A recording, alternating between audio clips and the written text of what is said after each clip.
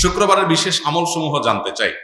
শুক্রবারের প্রথম আমল হলো ভোরে ঘুম থেকে আগে আগে উঠা। দ্বিতীয় আমল হলো ফজরের নামাজ জামাতের সাথে পুরুষরা আদায় করা।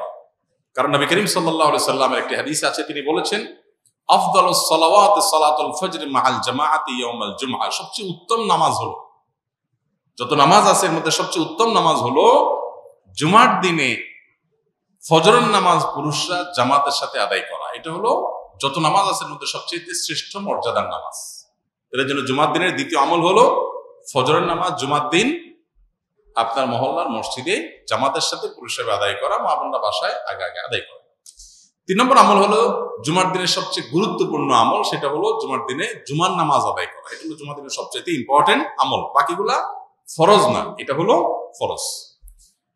এরপরে আসুন 4 নম্বর আমল হলো যে আমলটা সবচেয়ে বেশি করা উচিত জুমার দিনে, সেটা হলো দুরূদ পাঠ করা। কারণ নবী সাল্লাল্লাহু আলাইহি ওয়াসাল্লাম বলেছেন আকসিরু আলাইয়া মিনাস সালাতি মিন ইয়াউমিল জুমআতি ওয়া লাইলাতিল জুমআ। তোমরা জুমার রাতে অর্থাৎ বৃহস্পতিবার দিবাগত রাতে এবং জুমার দিনে অর্থাৎ জুমার সারা দিন সূর্য ডোবার আগ পর্যন্ত শুক্রবারের এই পুরো সময় জুড়ে তোমরা বেশি বেশি দুরূদ পাঠ করো আমার প্রতি। তাহলে জুমার দিনের বেশি আমল করতে হবে যেটা পরিমাণে, সেটা হলো কি দুরূদ প্রেরণ নবী সাল্লাল্লাহু আলাইহি ওয়াসাল্লামের প্রতি। কয়টা আমল হলো? 4টা।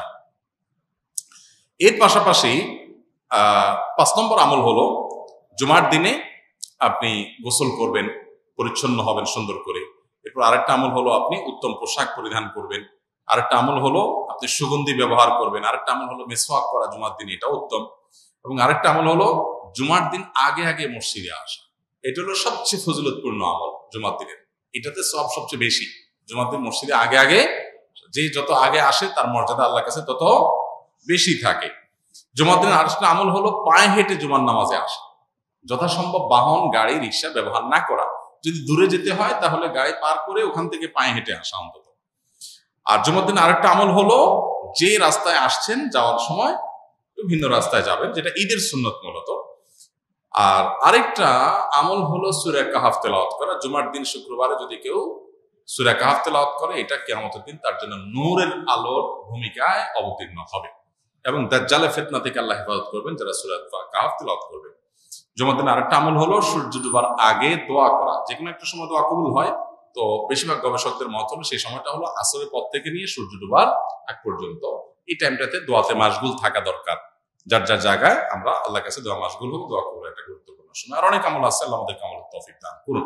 ইমাম শাফি রাহমাতুল্লাহর মতে নামাজে ইমামের পেছনে ফাতিহা পড়তে হবে, কিন্তু হানাফি আলেমগণ সূরা আরাফের একটি আয়াতের দলিলে বলেন ফাতিহা পড়া যাবে না। তাহলে এই আয়াত কি ইমাম শাফি রহমতুল্লাহর চোখে পড়ে নেই? যে ভাই প্রশ্ন করেছেন তাকে বিনয়ের সাথে বলতে চাই যে বিষয়গুলোকে এইভাবে বিশ্লেষণ করবার সুযোগ নাই। একটা আয়াত, একজন ইমাম, স্বনামধন্য একজন ইমাম, লক্ষ লক্ষ কোটি মানুষ যাকে অনুসরণ করছেন, এলেমের মহাসমুদ্র, তার কাছে আয়াত চোখে পড়ে নাই এমনটি কোনো মুসলমানই মনে করার কোনো কারণ নাই।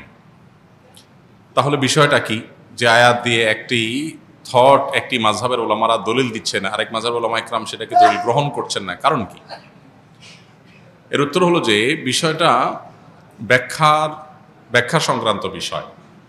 কারণ ইমাম আবু হানিফা রাহিমাহুল্লাহ এবং তার অনুসারী অন্যান্য ওলামা ইকরাম যে আয়াত দিয়ে দলিল দিচ্ছেন, এই আয়াতকে তারা যে অর্থে নিচ্ছেন, ইমাম শাফি রাহিমাহুল্লাহর কাছে ভিন্ন অর্থ, ভিন্ন ব্যাখ্যা আছে। একই কথার একাধিক ব্যাখ্যা, একাধিক অর্থ থাকে এবং সেটার প্রেক্ষিতে মতভিন্নতা তৈরি হয়।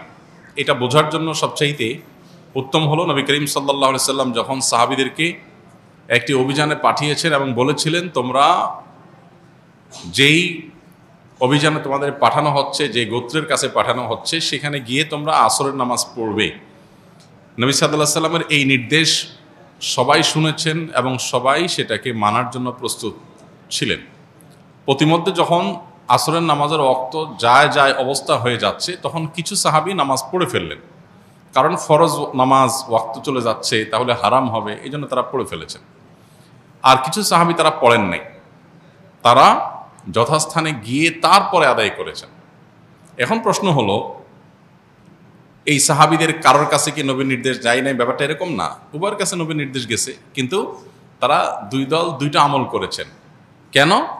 কারণ হলো একই নির্দেশকে বোঝার ক্ষেত্রে দুইটা দল ভিন্ন ভিন্ন বুঝ তাদের আছে। লাহু ফাহমুন অতিয়াহু রাজুলুন মুসলিম, যে কোনো মুসলিম তাকে আল্লাহ তাআলা যে বিবেক, তাকে আল্লাহ যে বুদ্ধি সেন্স দিয়েছেন সেটা দিয়ে তিনি বুঝেছেন। এখন যে সমস্ত সাহাবীরা আসর পড়েছেন তাদের যুক্তি ছিল যে নবী সাল্লাল্লাহু আলাইহি ওয়াসাল্লাম আমাদেরকে তাড়াতাড়ি যেতে বলেছেন যাতে আসর সেখানে গিয়ে পড়া যায়। এর মানে এইটা না যে ওয়াক্ত শেষ হয়ে গেলেও আমরা নামাজ পড়ব না। তো এই জন্য নবীজির নির্দেশের মানে হলো তাড়াতাড়ি যাওয়া, যেন আসর সেখানে যে পড়া যায়। ওয়াক্ত চলে গেলে আমাদেরকে নামাজটা আগে পড়তেই হবে, সেজন্য তারা নামাজ পড়ে ফেলেছেন। আর যারা নামাজ ওই জায়গায় গিয়ে পড়েছেন ওয়াক্ত শেষ হওয়ার পরে, তাদের বক্তব্য ছিল নবী সাল্লাল্লাহু আলাইহি ওয়াসাল্লাম আমাদেরকে বলেছেন সেখানে গিয়ে আসর পড়তে, অতএব আমি সেখানে গিয়ে আসর পড়ব। তার কাছে আল্লাহর পক্ষ থেকে ওহী আসে, অতএব ওয়াক্ত আছে কি গেছে সেটা আমার দেখার দরকার না, নবীর নির্দেশ মানাটাই আমার কর্তব্য, আমি সেটা করেছি। দুইটাই আপন জায়গায় সঠিক। নবী সাল্লাল্লাহু আলাইহি ওয়াসাল্লাম এই সংবাদ শোনার পর দুই মতের উপর আমল করা কাউকেই তিনি ভৎসনা করেননি, তার মানে উভয়টাকে তিনি অ্যাকসেপ্ট করেছেন। তো কোরআন এবং হাদিসের ক্ষেত্রে মুজতাহিদ ইমামগণ যখন কোনো ইস্তিহাদ গবেষণা করে কোনো আয়াত থেকে কোনো হাদিস থেকে কোনো মাসআলা উদ্ঘাটন করেন বিভিন্ন মূলনীতির আলোকে, তো সেটা একই আয়াত থেকে একাধিক ব্যাখ্যা, একাধিক অর্থ, একাধিক বিশ্লেষণ, একাধিক মর্ম, এটার ভিত্তিতে একাধিক মত সৃষ্টি হতে পারে।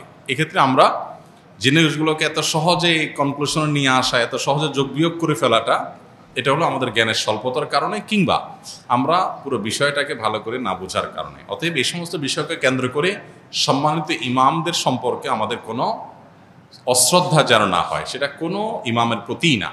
এমনকি কারোর মতের উপরে যদি আমরা আমল নাও করি, তারপরেও আমরা তার মতকে শ্রদ্ধা করতে হবে, কারণ তিনি তার এই মত প্রকাশ করতে গিয়ে যে ইস্তেহাদ করেছেন, এটার কারণে আল্লাহর কাছ থেকে তিনি সওয়াব পাবেন, বিনিময় পাবেন। তো আমি সমালোচনা করে গুনাহগার হওয়ার সুযোগ কোথা থেকে থাকে?